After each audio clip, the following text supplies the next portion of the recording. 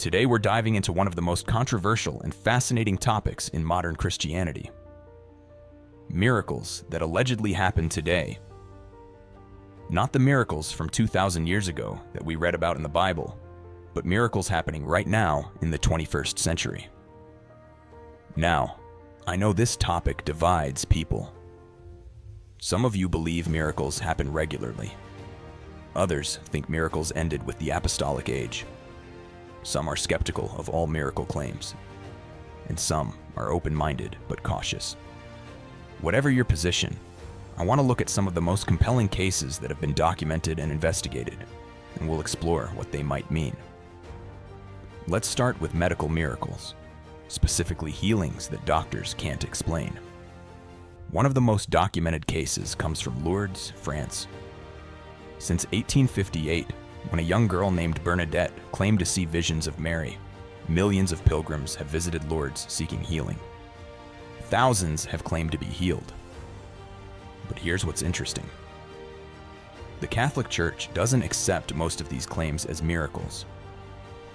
There's actually a medical bureau at Lourdes that investigates healing claims using strict scientific criteria. They require full medical documentation before and after the alleged healing. The condition must be serious, with no possibility of psychological cure. The healing must be complete, instantaneous or very rapid, and permanent with no relapse. Since 1858, out of thousands of claimed healings, only 70 have been officially recognized as miracles by the Church. Let me tell you about one. In 1976, a man named Serge Francois was nearly completely paralyzed from a severe spinal condition. Multiple doctors confirmed his diagnosis. He was confined to a wheelchair, unable to walk or care for himself. He visited Lourdes, and according to medical records, his paralysis disappeared. Not gradually over months of therapy, but essentially immediately. He walked out. Follow-up examinations showed his spine had somehow healed. The medical bureau investigated for years before declaring it medically inexplicable. Does this prove a miracle? That depends on your definition. What it proves is that something happened that medical science currently cannot explain. Whether that something was divine intervention, spontaneous remission that we don't understand yet, or something else entirely is a matter of interpretation. Similar cases exist outside Lourdes. Now let's discuss something different. Weeping statues and icons. Reports exist from around the world of statues, or paintings of Mary or Jesus apparently producing tears, sometimes tears of blood or exuding oil. Most of these have been debunked. Many were hoaxes. Some were condensation or other natural phenomena misinterpreted. Let's talk about more dramatic claims. Resurrections from the dead. These are obviously the most controversial. Multiple reports come from Africa, Asia, and Latin America of people being raised from the dead through prayer. Most are impossible to verify. We have testimonies but little medical documentation proving the person was actually clinically dead. In 2010, a Nigerian man named Daniel Ekechukwu was in a car accident. He was taken to multiple hospitals and declared dead. His body was placed in a morgue for multiple days. According to eyewitness accounts and some documentation, during a prayer service, he suddenly began breathing again. Video footage exists of him shortly after allegedly returning to life, though footage of him in the morgue does not exist, which limits verification. The problem with resurrection claims is obvious. Proving someone was actually dead versus deeply unconscious or in a coma is difficult without modern monitoring equipment.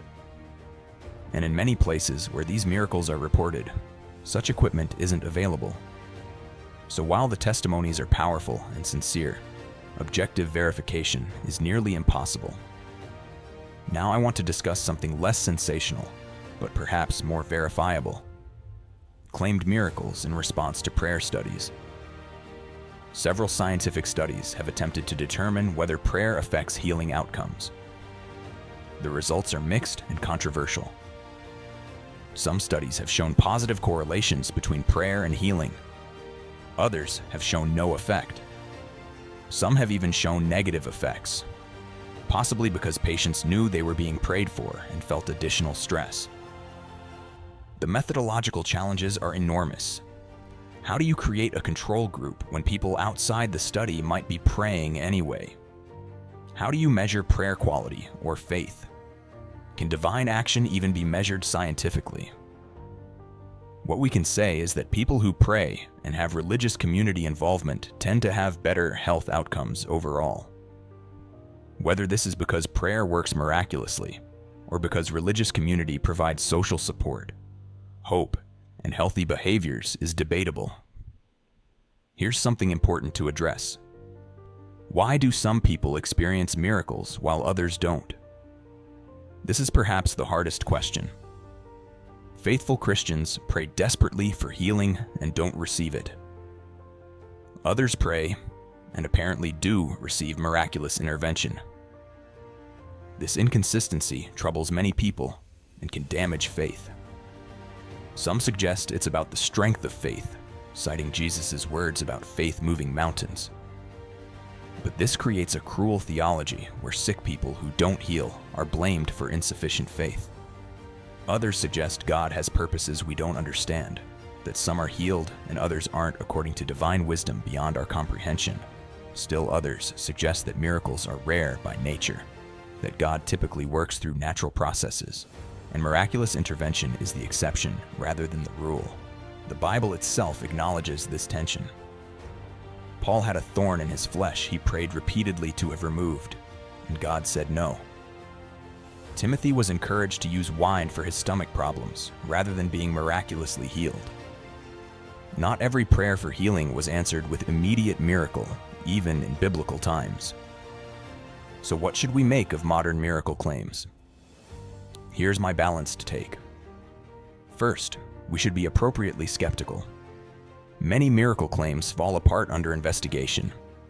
Some are honest misunderstandings. Some are exaggerations.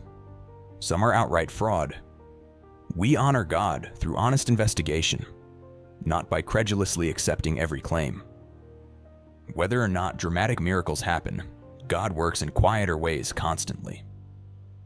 The everyday provisions, the timely encouragements, the gradual healings, the opened doors. These may not make headlines, but they sustain faith. Finally, our faith shouldn't depend on miracles. Jesus criticized those who demanded signs and wonders. Thomas believed when he saw the resurrected Jesus, but Jesus said, "Blessed are those who have not seen and yet believe." Faith means trusting God even when we don't see miracles, even when prayers seem unanswered, even when life is ordinary and difficult. Modern miracle claims remind us that Christianity makes real-world claims about a God who acts in history. They challenge materialistic worldviews that deny any reality beyond physical matter. They give hope to people facing impossible situations. But they also require wisdom, discernment, and humility to navigate well. What do you think? Have you experienced or witnessed something you consider miraculous? How do you evaluate miracle claims? Let me know in the comments. Subscribe for more explorations of Christianity's toughest questions. Thanks for watching, and I'll see you next time.